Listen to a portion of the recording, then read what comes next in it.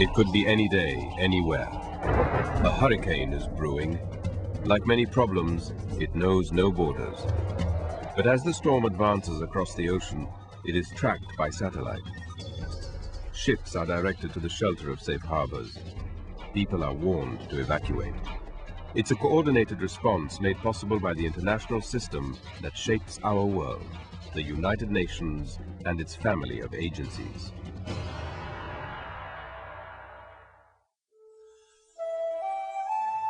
When natural disaster strikes, the United Nations is often the first on the ground, working with governments, aid groups and volunteers to bring emergency humanitarian relief. This is just one aspect of the UN's work, which includes bringing clean water to communities in need, vaccinating children, helping farmers to improve their harvest, and much, much more.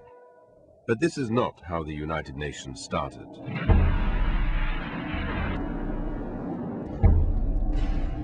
After the devastation of World War II, the world needed a workshop for peace, a way to avoid the scourge of war.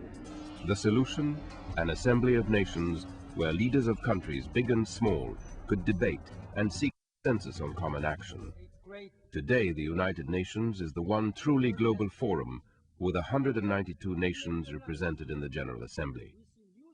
It's the 15-member Security Council that focuses on peace and security, taking action to avert war, resolve conflicts, and limit armaments.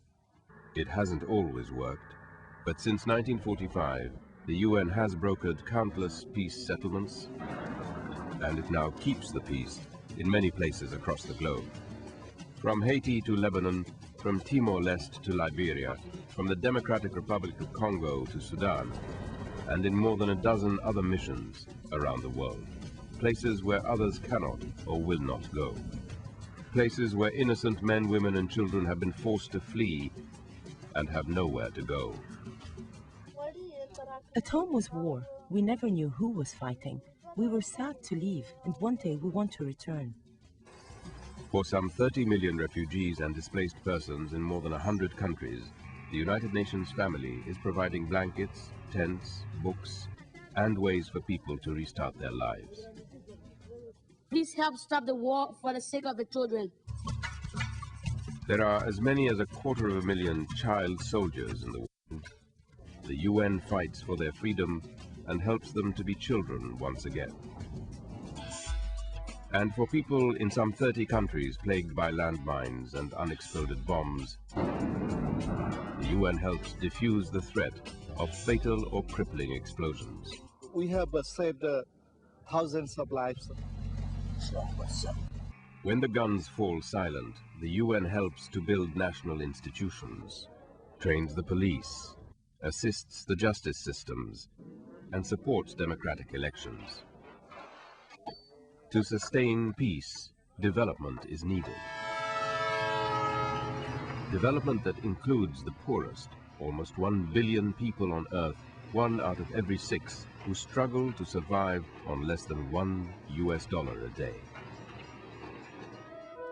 World leaders have formed a global partnership that sets 8 goals for humanity, collectively known as the Millennium Development Goals. To end extreme poverty, to combat disease and hunger, to promote gender equality, and ensure environmental sustainability. Much remains to be done by the target year 2015, but a real difference has already been made in people's lives. In improving maternal health, by providing health care to pregnant women. In combating the deadly impact of malaria, especially in Africa, and in fighting HIV and AIDS. I did the test. My husband also did the test. Both tests were negative. The UN has seen great success in combating disease. Smallpox has been eradicated. Today, the UN is making strides in tackling polio, measles, and other preventable diseases. We can point to undeniable progress.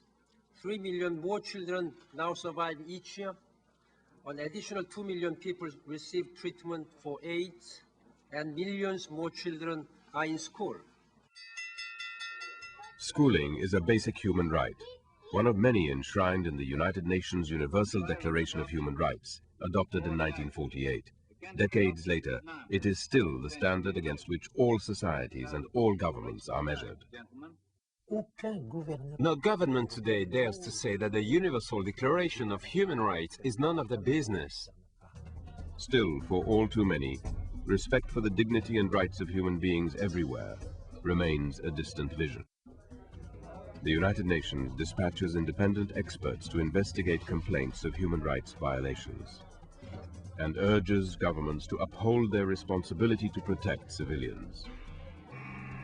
Today, more than ever, the world needs united action to face the many challenges of the new millennium.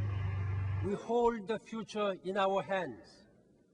Together, we must ensure that our grandchildren will not have to ask why we have failed to do the right things and left to them to suffer the consequences. The consequences of a planet in peril. Today, the United Nations is urgently supporting its member states in partnership with civil society and people of goodwill to reach a global, comprehensive and effective plan of action that will address climate change. Uniting in action for the common good. That's what the UN is all about, today and in the future, so that years from now, whenever and wherever the clouds gather, people in need can still find shelter from the storm.